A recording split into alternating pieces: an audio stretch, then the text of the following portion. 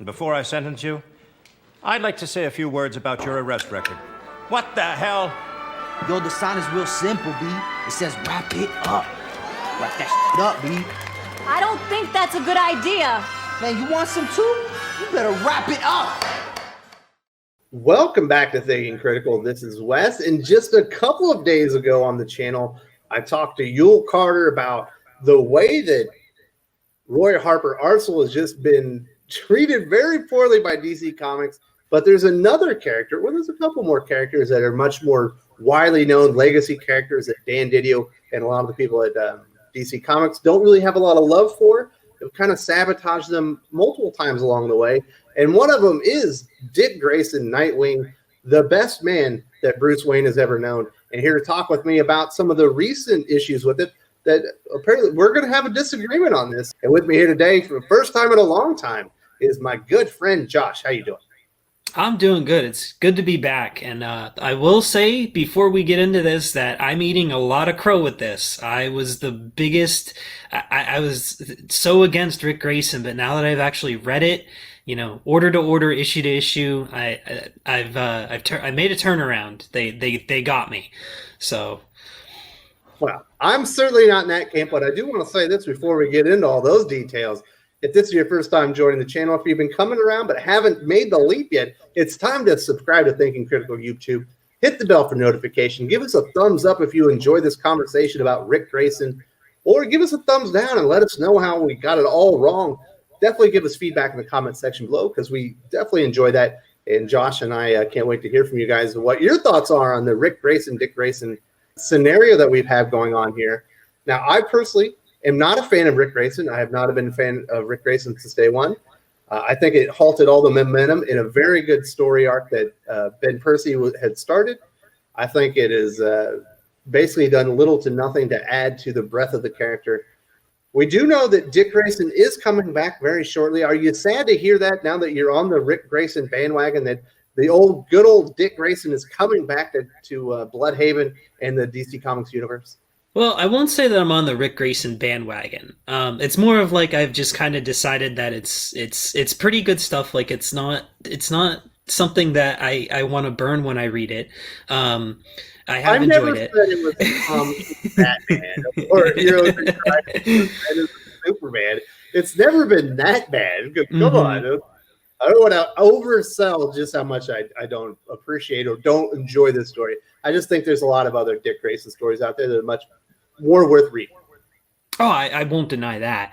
But as far as, Dick coming back and him returning to Nightwing, yes, I'm very excited. I didn't like the Rick Grayson stuff that much to say that I don't want, the older, characterization of Dick back and, put him more in line with his traditional characterization. I'm very excited for his return. And I actually have a couple copies of Batman 99 and 100 on order, so I'll probably get that graded whenever he makes his big return, just for my own personal collection. So that's where I stand on that. I'm super excited. Are you hoping he keeps the new uniform, or do you want him back in the old Dick Grayson Nightwing uniform with either the red or the blue logo?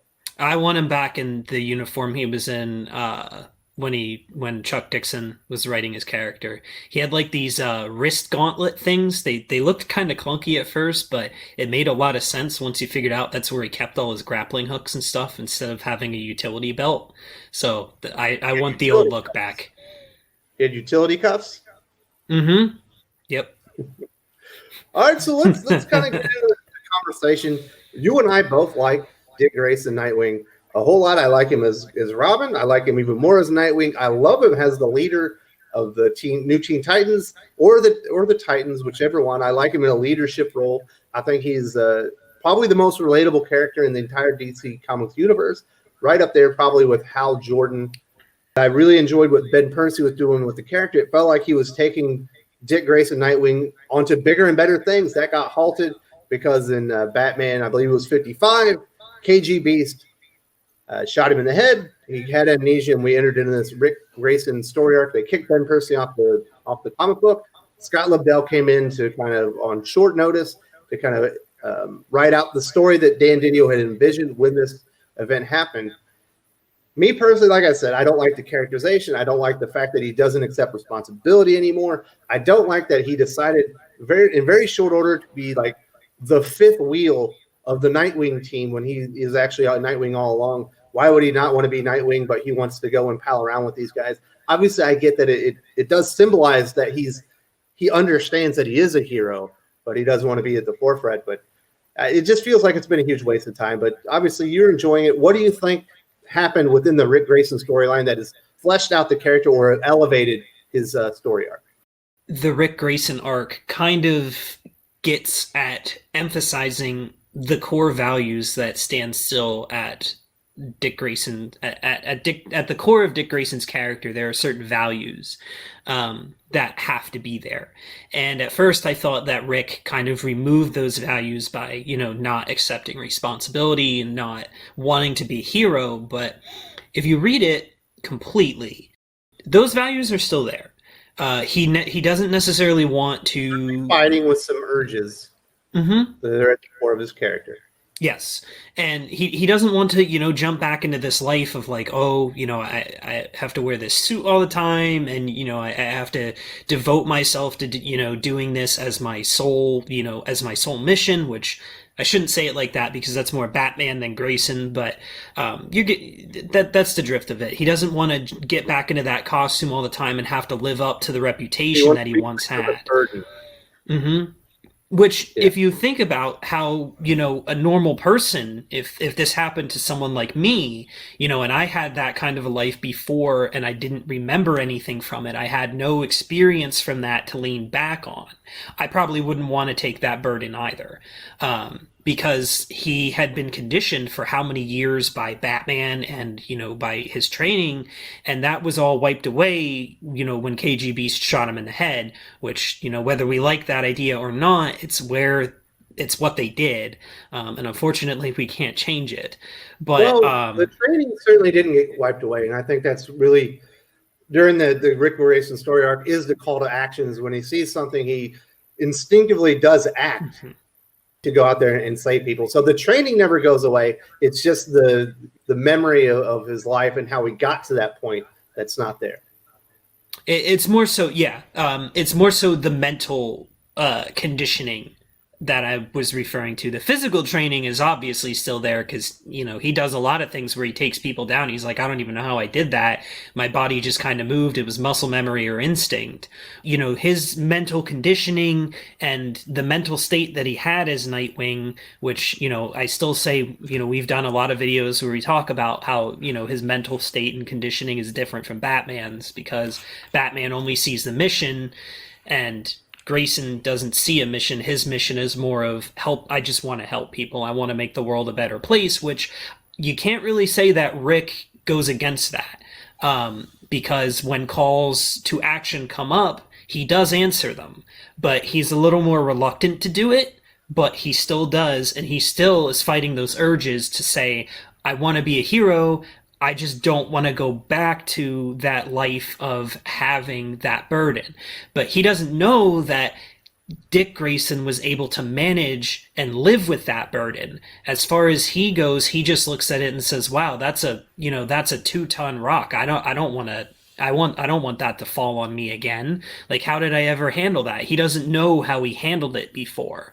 After reading most of the Ric Grayson arc, I can say that I don't feel like he was shirking a lot of responsibilities. I think he was just trying to escape a burden. It's more like it. One thing he certainly is shirking, or it feels quite evident to me within the story, and one of the things I don't like, there's a lot of general things I don't like about the story, and we'll kind of talk about those here in a minute.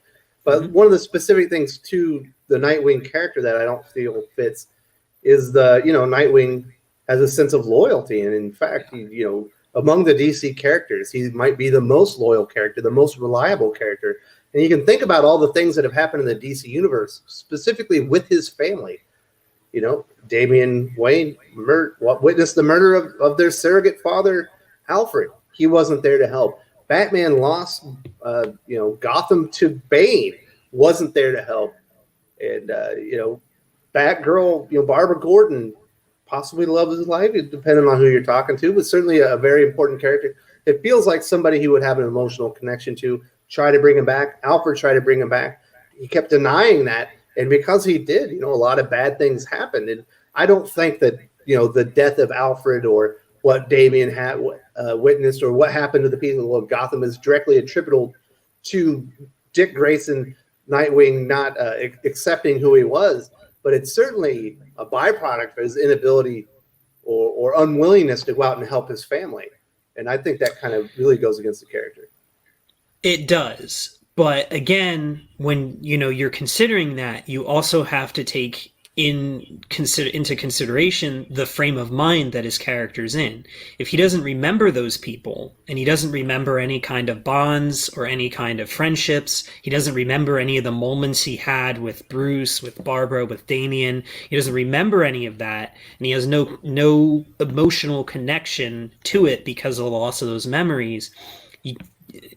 There's kind then of an he's argument. No longer Dick Grayson Nightwing. That's why I don't want to read it, because it feels like it's not the character. I can't disagree with that. Like, I'm also going down the road of, like, I've accepted that this is not Dick Grayson. It's a way, it's an attempt on them to vary the character up a little bit, to change things up. And I'm not going to say it was successful, but I did find moments in it that I could enjoy. And I overall enjoyed reading the arc, because you could, especially kind of near the ending of where I stopped, you could start to see slivers of Dick kind of coming back. You could see, like, oh, I just signed on, to run around with these Nightwing guys. Like, what am I doing? And he actually questions a couple times, like, I don't know the old me, but is this him coming back? Like, am I starting to walk down that same road again? But he doesn't even know, because he doesn't know what it feels like to be the old Nightwing. He doesn't know what it feels like to be the old Dick Grayson. So he questions himself a lot as he starts to, progress down this road of becoming a hero once again. And there are a lot of flaws with the arc. I will not deny that. But I think overall, it's enjoyable. Lobdell and Jurgens were handed a bad hand, and they've done the best that they could. And I think Jurgens probably has been more successful than Lobdell. Lobdell's I thought was more difficult to read, at least for me. Maybe it's just me. It's something wrong with the way that I experience comic books. I hate amnesia angles, almost across the board. I find them pointless and stupid. I guess I understand it's supposed to be a journey of self-discovery. You've already done that. You've got the origin story. You've probably had some trials and tribulations along the way where there's been self-discovery. I think an amnesia angle, it's played out. It's far too cliche. It's almost like time travel in not a sci-fi book. Like, I'm so tired of time travel or crisis events. Yep. It's a cop-out. There was a few moments in there, obviously, that just really were worthless. There's a moment with his new girlfriend. I think she owns a bar or something, and she's going to like town hall meeting, and she's fighting for the homeless population, and he's thinking to himself, "This is the most heroic thing I've ever witnessed." It's like, God, so forced. This is a cringe moment. You don't normally get a lot of cringe in Nightwing. It's like, get out of here, Scott Lobdell. Yeah. I will say I do not care for the character of her name's Beatrice, but I guess they just call her B, which to me is just a really weird name. Yeah, I just feel like their relationship is very forced. It's not so much. There's some moments that I'm like, all right, that feels a little natural, but most of their relationship feels forced. And I can't deny that. Not like I said, I'm not saying the arc was these stories were perfect, but I feel like there was definitely some light in the darkness, to grasp during this time. But yeah, his relationship with B is definitely not one of the things I enjoyed so much about the arc. Usually when I don't really like the Nightwings either. Like, I think now see that's where I like the Nightwings. I think it's a really good exploration of how bad Batman could be as a character if he went off the rails. When you see Azrael, when he goes too far and he doesn't, he takes the mantle and starts doing some pretty evil stuff with it. More and so the mental strain. Yeah, you see the Nightwings, and they've all had their own little trials and tribulations with him. But I don't think anything is explored. It's like they're all in over their head. There's one interesting character, the firefighter. I thought they gave him a really cool backstory where I think he went to police academy, Malcolm was doing Hutch, his training, and somebody because of him, like maybe they're paralyzed or they're in a coma or something, and he feels a tremendous amount of guilt. He went over, became a firefighter. Like I was like, man, that's a cool character. You could make a comic book about that character. But the other three were so vanilla, so run-of-the-mill characters. You have the guy that thinks he's the leader, but is on over his head. The supportive sister, I believe, that really wants to do good, and then I think there's another guy that's like a meathead. Yeah, so Hutch which is the character that you were talking about, the firefighter. He wears Nightwing's new 52 suit, and he makes it look pretty cool. I think he's got that axe on his back and stuff. Yeah, he's the only one of them that really developed, as far as I've read. I actually didn't mind the Nightwings. I thought each of them was kind of just they weren't anything special, except, like I said, Hutch. I would read a comic book about that guy. He could get his own series. I think they're there to kind of show you, that you have four people who are trained. They're not losers. They're not mooks. They're, detectives. They've made detective, which is hard to do. Hutch is the deputy chief of the fire department. So they're experienced people. But you have four of them running around, and they're failing to do the work that one Dick Grayson could do, which I think is a way to tell you, the abilities of this one guy were so off the charts, and the responsibilities that fell on him, on one man, cannot be handled by four people who are specially trained, Not by Batman. No, but not by Batman. That's another point. It makes his skill set and the training from Batman seem all that more impressive because, and then when Rick joins them, you have this guy who they're like, we don't know who this mook is. Like he's just some, taxi cab driver. And Rick's like, I don't know how I got my skills, but he whooped them all. Like he, just puts I them just all think on it'd be better if they had that story arc for 3 issues. He was like, you guys are complete idiots. Give me my uniform back. Get out of here. You're going to get yourselves killed. And then I think it would have kind of presented what you're saying, but wouldn't have kept going on and been a waste of time. Yeah, I think this whole idea is just plagued by, at the start of it you had Dan DiDio who this was his vision, and he hates Dick Grayson, so to him it was great. He sabotaged the character. He completely character assassinated him, along with Arsenal and Wally West, but we're not talking about those two guys right now. But it was a complete character assassination. But I will tell you, I think based on where I'm at with it, and where I know it's going to go within the next 5 or 6 issues that I haven't read, I would imagine that this team of Nightwings was supposed to be in it for a longer haul. They were supposed to each get their own arc to develop them. Like Hutch got his right away, and that's why he was the best, because they gave him this, great backstory.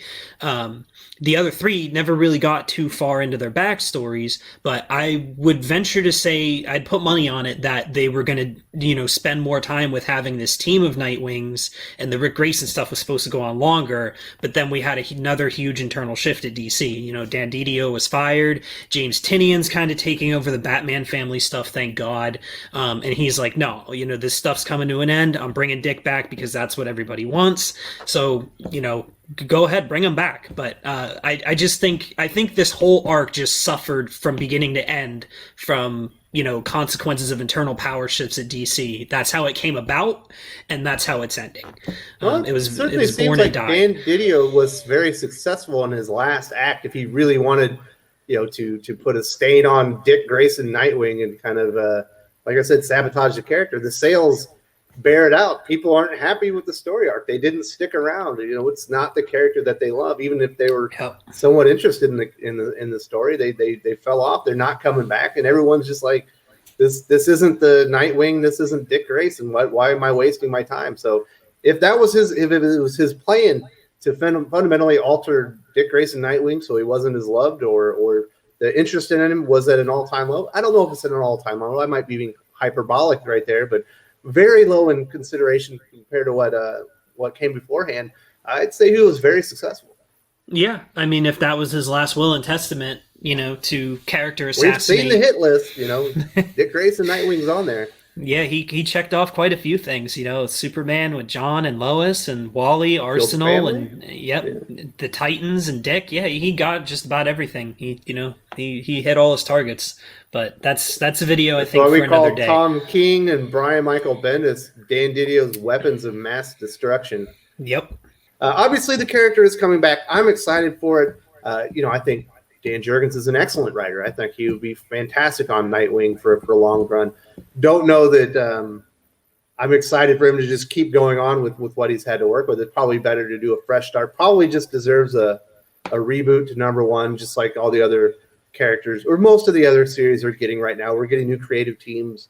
Feels like in November to January timeframe, a lot of things are being shut down. Hopefully, Nightwing plays a part in that. Obviously, sales are down, but I think if they get the right creative team on there, certainly the interest will be there, and hopefully they'll get Dick Grayson moving in the right direction. People come back to the series because he's a wonderful character. I think Dan Jurgens, if they manage to keep him on that, I really hope they do, because I think if he gets a prolonged run with the traditional characterization of Dick Grayson, he'll do a wonderful job. I kind of referred to it when I saw that they're putting him back to the more traditional characterization. Dan Jurgens is gonna get the run he deserved all along. Like this is what he should get. A proper run with the character.